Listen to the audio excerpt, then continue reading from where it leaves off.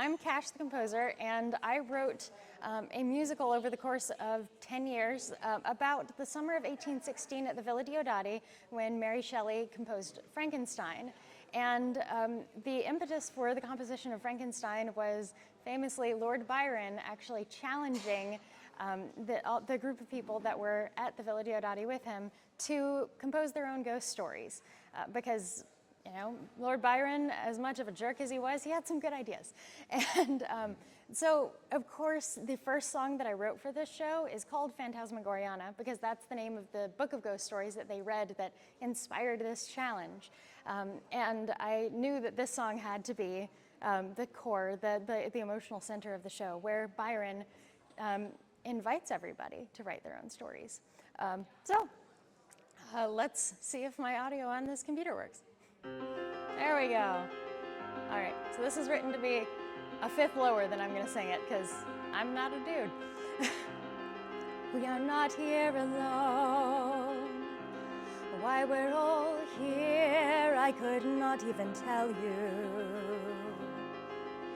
In this grandiose tombstone, in the eye of the cyclone, with the face of the unknown and our passions overgrown, we are not here on our own.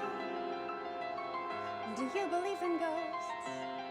Believe we are surrounded by ghosts as we each walking through our own story. We're surrounded by ghosts, and not the kind who die, the kind who live on when they die. And those who live on the remembered story, written, read by you and I, till we too crumble and die.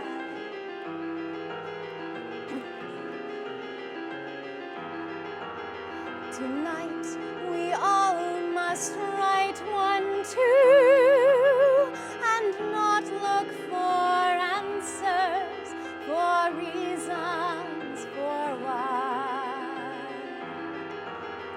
I challenge each last one of you to bring out of death into life from the catacomb, a ghost to bring back home. Each of you a ghost, conjure up a ghost, find and hear a ghost, all of us a ghost in a poem, song, or story, including your host. Now it's time to write, let's adjourn to write, isn't it just right? On this moonless night for a poem, song, or story. Ah, yes, right. We must write. And the sword of Damocles over my head means that while I have time, for God's sake, I must live. For the moment I am struck down dead, nothing left to forgive. For what's left once we die, once we've said goodbye. All that's left is ghosts, just whatever ghosts. We must find our ghosts. I must find my ghost. I must write my ghost. Yeah. So the theme of the show is very much, oh, thank you. Thanks. Thank you. So the theme of the show is very much the idea of what it means to create and what it means to have a legacy. And the legacy of all of these people, Mary Shelley, Percy Shelley, Lord Byron, John Polidori, and Claire Clairmont, is the death, the ghosts that they left behind. With Lord Byron, it was the death of his daughter, because he, in his neglect, inadvertently caused her death. And, that makes him even more of a jerk. Mary Shelley, of course, wrote Frankenstein, a story all about death and trying to bring something back from the dead or creating something from nothing. And failing. And then you have Percy Shelley, who actually during this summer drowned. He survived, but then like a year and a bit later, drowned again, and that time he didn't survive. And he foretold his own death, because that wasn't the first time or even the second time that he almost drowned and died. He knew that he was going to die by drowning, but he kept going on boats and trying to enjoy the ocean anyways during storms. There was a horrible storm going on during this summer. He was just kind of a romantic idiot who wouldn't learn to swim. So after he nearly drowned and died, he wrote this poem called A Hymn to Intellectual Beauty. Now, when you first read this poem, it's super like pretentious and feels kind of ridiculous. I'll read you the first stanza here so you understand what I mean. The awful shadow of some unseen power floats, though unseen among us, visiting this various world with as inconstant wing as summer winds that creep from flower to flower. Like moonbeams that behind some piney mountain shower, it visits with inconstant glance each human heart and countenance. Like hues and harmonies of evening, like clouds and starlight widely spread, like memory of music fled, like aught that for its grace may be, dear and yet dearer for its mystery. You can see what I mean. It's super pretentious, right? And it's like, God, dude, just write in English. But if you keep reading and you understand the perspective of the context of the moment, it's not about this unseen power being some like high and mighty spirit of intellectual beauty. It's about the spirit of inspiration that he found in Mary Shelley, then Mary Godwin. They weren't yet married. He saw her as his muse of sorts, and though they were together for such a short time and he died so young, he absolutely adored her. And this hymn is a song. It's a love song to Mary. So I love this, this poem with that context, because it is just gorgeous to think of this man, you know, drowning and then coming back and being like, wow, I nearly died, and all I can think about is the woman I want to spend the rest of my life with. And it's just wonderful. So I wanted to explore their relationship a little bit. And given that this particular poem is, you know, heavily inspired by Mary, I wanted to show that through the music as well. So at this point in time, they had a son together named William, who was present at the Villa Diodati. He was about 6 months old, cute little guy, and he would not survive to adulthood. He would only survive for another year or so before he succumbed to a fever. And Mary and Percy, they weren't terrible parents, they weren't great parents, but they tried. And Mary, being a mother, was a huge part of her identity. So I decided to give her a lullaby. And for that lullaby, I matched the meter and the rhyme scheme of this hymn to intellectual beauty. And given that, you have two instances of the lullaby, one in the first act, one in the second act, and then Percy comes at the end and is like, hey, I wrote a poem. I mean, he's a little bit more eloquent than that, and he sings this poem, a couple of stanzas from it, not the whole thing, it's ridiculously long, to the same tune as the lullaby. So I thought I'd share with you guys one stanza from the first lullaby. It's working. It's meant to evoke the sound of a music box. Hush now, William, there is no call to weep. I'll hold you very close, my little dove, so you can always know you have my love. Just rest, my darling dear, and try to sleep. For dreams are full of treasures and waters deep. Sink into that sweet reverie. For the both of us, mon chéri. Dream about the clouds floating up above, not about the lightning thunder. Let that fatigue pull you under. Retreat into that little mind. Who knows what treasures, wonders you may find. it goes on to have a second half, which is basically the same thing, except with a much more dreary accompaniment done by the piano. And Mary sings a lullaby to herself, where she laments on the fact that she has had no sleep because she's got a 6-month-old baby. And she's been given this challenge by Lord Byron, and she doesn't know what to write yet. Throughout the summer, Mary lamented in her writings that every morning people would come down and go, "So, you've written your story yet?" And she would go, "No, not yet, haven't started." And everyone else was like, "Oh yeah, I got this great thing going," and she was just stuck. Of course, she would get unstuck very soon with Frankenstein. But before that, Lord Byron entered his thing. It was unfinished, though. It was a fragment of a novel. And this fragment of a novel featured this guy who was traveling around Europe, and he met this cool older guy who was also traveling, and they hung out together, and then the older guy died in a really weird way and was like, "Do not speak about me after I'm dead." And he was like, "Okay." And then Byron was like, "But I don't know what's going on after that. I don't know how to finish this story." And John Polidori, at the time, was under Lord Byron's employ, and was constantly trying to get Lord Byron's attention, because Polidori, he was a doctor, like my boyfriend over here, Kevin. He was a doctor. He was every mother's dream, but he did not want to be a doctor. He wanted to be a writer. He wanted to be an author. And his mother was like, "No, that's not a viable career. Do medicine, and then you can be an author. You can do whatever the hell you want." And he kept writing even while he was studying, and even while he was working for Byron. And Byron never paid him any attention. He never really gave him the time of day, him or his writing.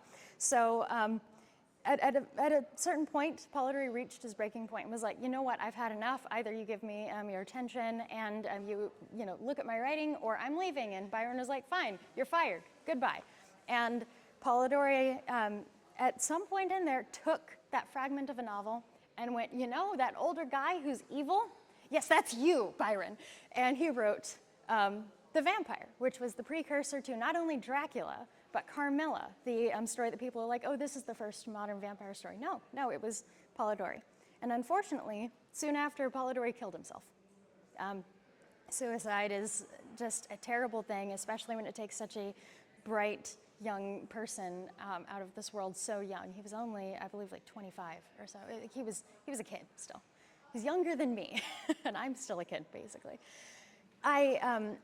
It's hard to imagine like what else he could have come up with if he had known the impact of his story.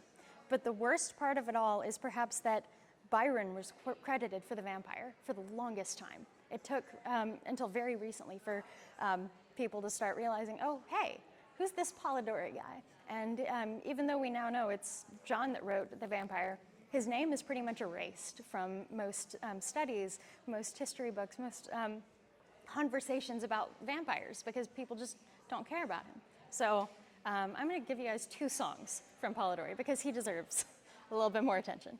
So this first one is called "A Star in the Halo of the Moon." And this song is inspired by a journal entry that John wrote, where he lamented that he felt like a star in the halo of Byron's moon. That no matter how brightly he burned, the moon was there, blocking him out. So yeah, here we are. And this is one of the last things he sings.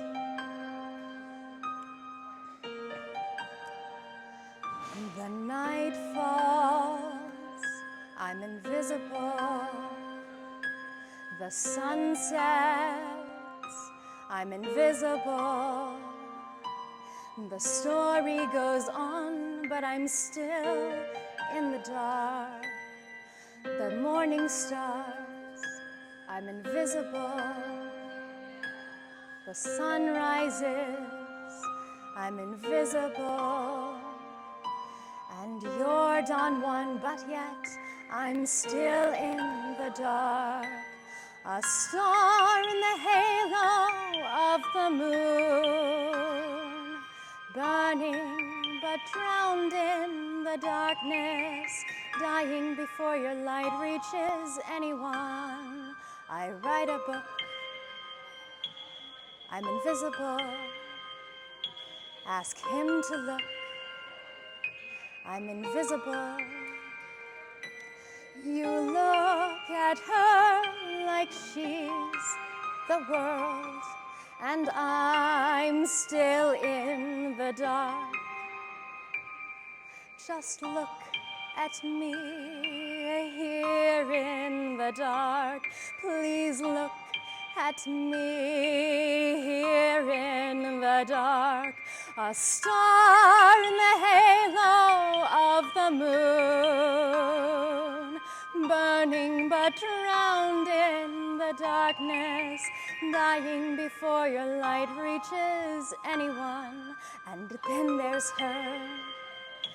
I'm invisible, always another. I'm invisible, no matter what I create, it's not enough. And I'm still in the dark. I'm right here in the dark, grasping in the dark.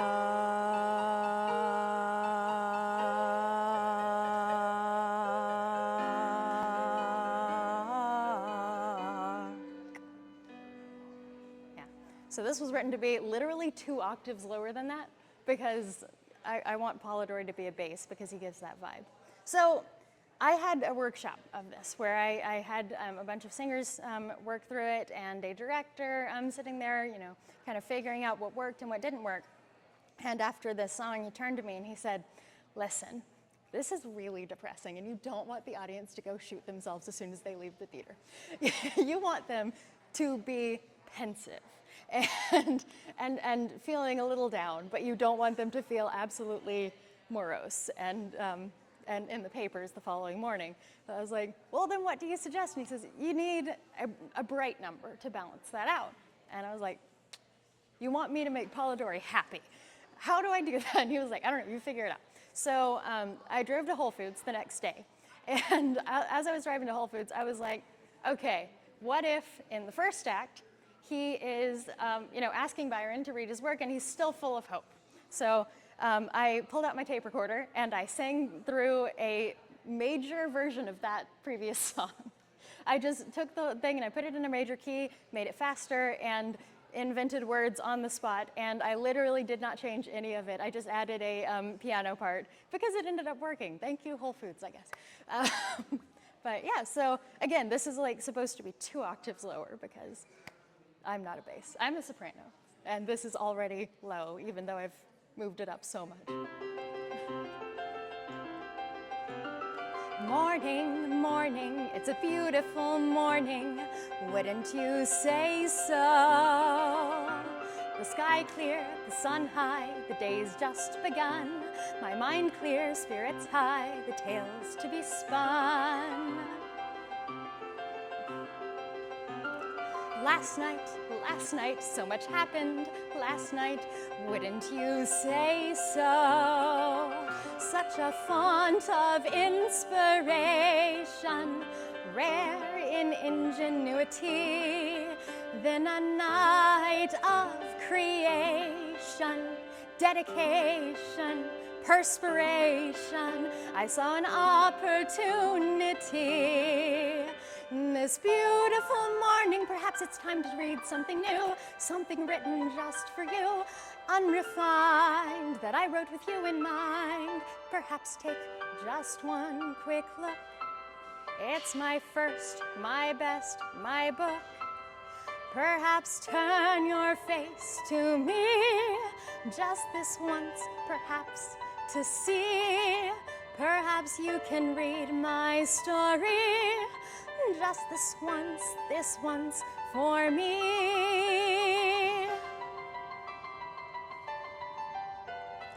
Morning, morning, it's a beautiful morning for a beautiful story and beautiful words and a beautiful chance.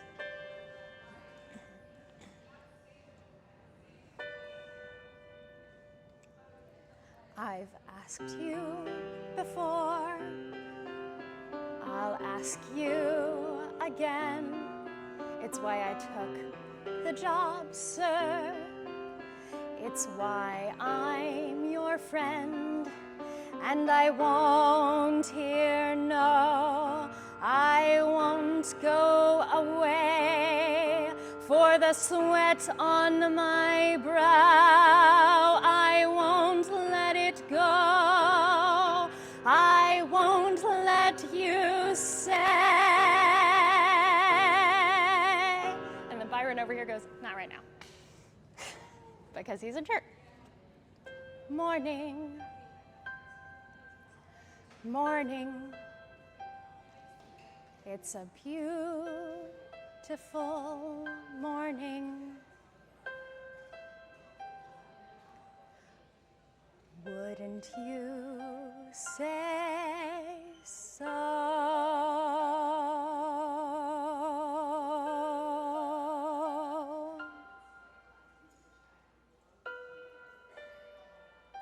I couldn't let it all be happy, you know.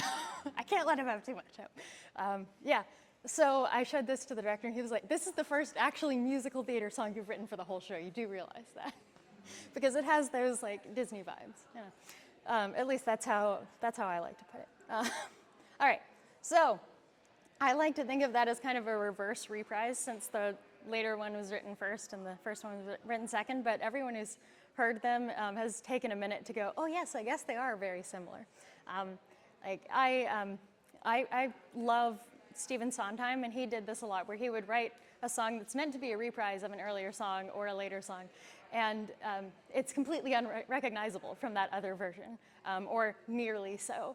And people will go, really? That's a reprise? But yeah, just fun facts. So obviously, Mary Shelley wrote Frankenstein, and I had to give her this big crowning number towards the end of the show. It's the 11 o'clock number, so it's not the finale, but it is close enough. And the finale is much more sad than Frankenstein, the Modern Prometheus. I wanted to draw the parallel of Frankenstein, Victor Frankenstein, defying convention, defying what should be in Mary's world, and pursuing science at the cost of morality and ethics. Because, you know, that's what he did. I wanted to draw a parallel between that and Mary's choices. Instead of focusing on her relationship with Percy and protecting him and making sure that he didn't do anything stupid, she prioritized her work, and he ended up dying. Instead of prioritizing her children and going, oh, perhaps we shouldn't move to an incredibly hot country because they all have fevers right now. We don't want them to die. When she had multiple kids and only one survived to adulthood.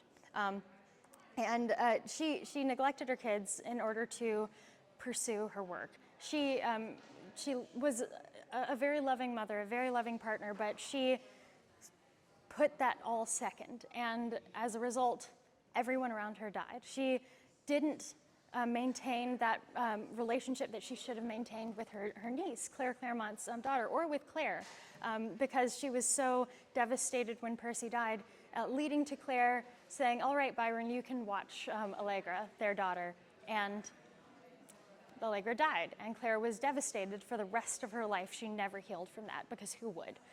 And Mary just lost everyone around her, but she couldn't stop pursuing her work. So she is Victor Frankenstein. She wrote the story telling you, don't do this, this is bad, and then she did it herself. And I'm sure she recognized that parallel. But yeah, so this song is meant to show, you know, her excitement and also her trepidation and her choice at the end. So it is also a feature. It also features my name several times throughout the score. So I have a name that has, luckily, a couple of letters that are used in music. You know, we have A, B, C, D, E, F, G, and I've got C and A as the first two letters of my last name. S and H aren't in those, but in German they are. S is E flat, and H is B natural. B flat is usually referred to as just B. So C, A, E flat, B natural is my name in music. So that recurring motif occurs all over the damn place in this because I couldn't help myself. It's my signature. So yeah, hope y'all enjoy. This is probably the most esoteric piece of the whole show. And it is actually written for my range, but I'm gonna sing parts of it lower just so that I don't hurt anybody's eardrums. I see a face in the window. I see the face of a man looking at me. Not quite a man, not quite a face, not quite at me.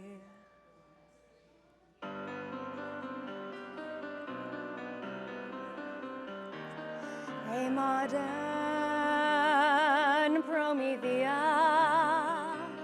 something born from that great myth you was, raising man from the muck and the mire, to be damned by the gods he was damned to be eaten alive, bound upon that pyre for the gift he delivered of stolen fire. For defiance of gods he was damned.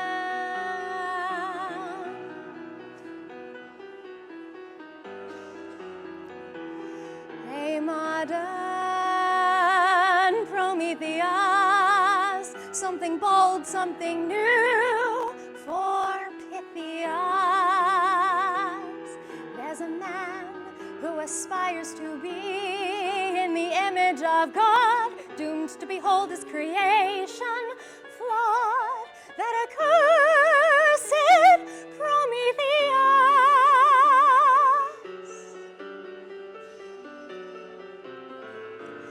The creation of something new, in exchange the loss of all you have. And here, a flash of lightning, and we see Frankenstein's creation rising up. And from this point forward in the song, the story of Frankenstein gets acted out around Mary as she fangirls. Yeah. I love this beginning part. It's one of my favorite things I've ever written. I can see it's an incredible future, as a chasm of Jules Verne she was. Look, my children, I can see it, a whole world full of stories starting now. Lots of instrumental bits in this, because again, the story of Frankenstein is happening and it's quite long.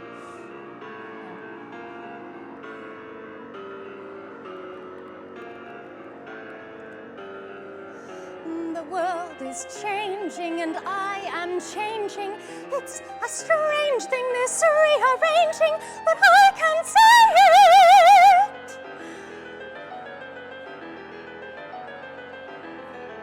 And I may have to sacrifice all that I had. Why should I want it back? Does that make me mad?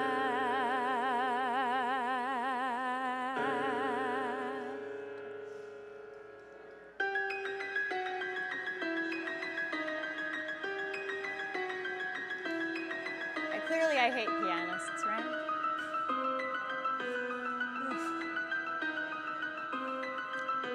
The world is changing and I am changing.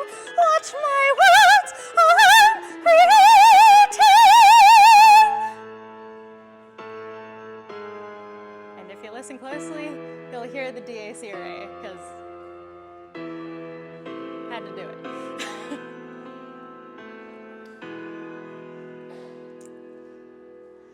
I can see the apparition, this premonition, this science fiction. I have found my story.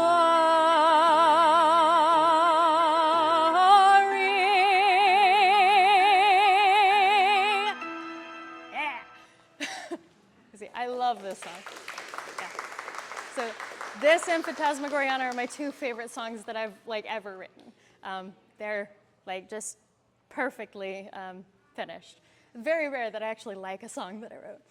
So those are all the songs from Fantasmagoriana that I want to share with you now. There's a lot more. It's a 3-hour show. And it will be premiering this Halloween. And the tickets are available now. And it's going to be an immersive theater experience. So instead of being a traditional thing where you're sitting there in the audience very quietly, not saying anything, you're a guest of Lord Byron, invited to drink and dance and be a character in the stories that they're reading and writing. It should be a lot of fun. I'm very excited for it, and I'd love to see you all there. So I do have one more thing I want to share with you guys. I am starting a new show because I can't be idle. And it is about Lavinia Fisher, and I'll be talking a bit more about her later today. But when I first heard about her story, there's this whole thing about her relationship with her husband. And a lot of people say that in the myth versus reality, there's only one thing that stays consistent, and that is that they were hanged. And that's not true. There is actually a second thing that's consistent between the legend of Lavinia and the facts of Lavinia, and that is that she and her husband loved each other. And so I started there. And my very first song that I've begun writing for the show, it's not finished yet. I've written one little part. It's the opening number where they're walking down the aisle, or at least they wish they were walking down the aisle. And John is saying his vows, specifically taking Lavinia's hand in marriage. And originally, this song was going to be when I thought that Lavinia was asking the audience to marry her at the end because she didn't want to be killed. Originally, it was going to be something she sang to the audience to beg them to take her hand. So it harkens back to the legend while actually being more conducive to the facts of what really happened. Anyways, I'll play it for you guys. Again, this is a sketch. This is not fully composed, fully written. It's just a minute of what might not even make it to the show. Take my hand and lead me to the morning, to watch the sunrise, the horizon of your shoulder, for it is colder when I'm alone. Take my hand and lead me to tomorrow. Abate this sorrow that I feel. Tell me that this world is real. For when I'm with you, your love is all I know. Take my hand and lead me to the rest of my life, through trouble and strife, husband and wife.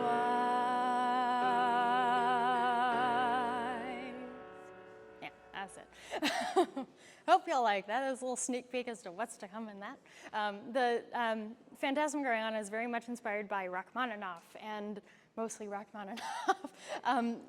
Very romantic era composers who were contemporaries to Lord Byron and all that. But taking a whole different direction with Lavinia. It's still got my style to it, but it's going to be inspired by more Gershwin kinds of things, more 20s stuff. Basically, I'm looking towards the Black culture of America for inspiration, and it's new to me, so we'll see how it goes. But yeah, that's all I got for you today. Hope you'll enjoy. All right. Yeah, does anyone, all right, let me put this down. Does anyone have any questions for me about any of the stuff that I've shared with you today? Anything? I have a really weird question. Yeah. I know an author who likes to write a combination of Arthur Conan Doyle and Oscar Wilde. When he's writing Oscar Wilde, it seems very obvious that the spirit of Oscar Wilde is coming upon him and speaking through his voice. My question to you is, do you ever feel that you are channeling, like, is Mary talking to you or is Polidori talking to you? I wish I could say that I that I did. You so absorb their whole story that it just seems like, how could you not be? Well, They would be working with you somehow. my mom is waving her hand very dramatically. Oh, so yeah, so okay, let me give a little bit more context. So my dad introduced me to the story for Fantasmagoriana, and it was 2015. He was like, next year's 2016. It's the 200th anniversary of this summer, so you should write a musical and have it premiere. And I was like, I can't write a musical in under a year, and I can't write this musical. It's too much. I was going to be 19 at the time, the exact same age as Mary when she wrote Frankenstein, but you know. I did not feel ready, but I did begin researching it at the same age. So for 8 years, I was researching it, and I just kept reading everything they ever wrote, everything Mary wrote, Percy, Claire, Byron, and Polidori. Not just the stuff they published, but also their correspondences, their journal things that they never thought anybody would see. And I like to think that I was able to get into their heads, but I didn't put pen to paper because I never felt ready, because it's a show about death, and I never really felt connected to my own mortality at any point. I didn't really have this concept of it. I mean, my grandparents had died, and that was about it. And I had had a dog die as a kid, and I was very sad when those things happened, but I hadn't thought about my own death. And then my dad was diagnosed with cancer, and I was like, oh boy, I should write this musical before he dies, but I still didn't do it. And because I was so worried, and I was like, well, if I start writing it now, then I'm pretty much saying I think he's not gonna make it. So I was like, I can't do it. And then I got hit by a car the day after my own birthday, and I was like, oh boy. I was biking to work, and my bike was dragged 40 feet by a car that turned right onto the highway. And they hit me while I was on the crosswalk, and it was horrible. But then in the hospital room at the ER, I was like, you know, I think I get it now. I think I understand my own mortality, and I can write this show. So I was severely getting concussed because, again, I got hit by a car. So I don't actually remember writing the Fantasmagoriana song. I don't remember writing a single bit of that. Basically, like one day, I looked at my computer and I was like, oh dang, when did that happen? And yeah, a lot of the show is like that. There's very few things that I actually remember writing. Morning is one of them, because at that point I was in treatment for the concussion, so I wasn't having as many memory issues. Modern Prometheus is one that I remember writing parts of. I remember coming up with the concept, and I remember putting my name in it. And I don't remember a lot of the things, like the intro. That's a blank. I have no idea when I came up with that. But yeah, a lot of the show is kind of just blanks. Who knows? Maybe at that point in time I was being possessed by Percy Shelley or whoever. But yeah, no, I don't remember. That's a hard question for me to answer. Yeah, I hope that it comes across as being genuinely good to these people in the way that they deserve. Yeah, I try to paint Byron as the asshole that he was, and Mary as the conflicted individual, and Claire as the child that she was. A lot of people in a lot of adaptations of the story paint Claremont as this conniving little witch who seduced Byron, and he was 28 and she was 18, and he had slept with her when she was 17. And he was married at the time with a child, and he was the responsible one, or he should have been. And yeah, people blame Claire, and that's just not fair. So I try to be as accurate to what they deserve as possible, which includes like pointing the finger at Lord Byron as much as possible. I hate that man. But yeah, that's my perspective on being able to accurately convey these characters. Yeah, thanks for that question. One more? Yeah. Because I don't know, I'm sort of familiar with their whole story, but after that weekend, or whenever, because it wasn't a really short time that they had, wasn't it? Was the whole summer They were there for a good portion of the summer, but it was the year without a summer, so summer is a very loose term. There was a volcano that erupted, so the sky was filled with ash, so it felt like winter, which explains a lot about how depressing that summer was. So at the end of it, did it pull them together, or like, you know, okay, great, we're going to have this wonderful time, we're going to challenge each other, we're going to write, then in the end, you know, they leave. So the final number is about what happened afterwards. Polidori killed himself. Byron went off and ran away again because that's what he does. And Mary and Percy and Claire kind of moved in together, and Mary and Percy took care of Claire. Claire helped take care of the kids. And Mary's children would all but one die, and Percy would soon die, and Claire would soon feel overwhelmed and send her kid to Byron because she felt she had no other choice. And all the while, Mary would publish Frankenstein and write more things beyond Frankenstein. And I do recommend that people reach out and read her other works because everything she wrote is wonderful. And yeah. She also posthumously published Percy's works. Some of them took her decades to release because she didn't want to let go. But yeah, no, it did not bring them closer together in a good way. It ended up in just tragedy all around. If not in the short term, then definitely in the long term. It's a very depressing story. Yeah. Any other questions? About anything? Yeah. All right, then I guess we're done. Thank you guys so much for coming and listening to me rant about my own work. I appreciate your attendance. All right, this is yours. Let's trade. You can Oh.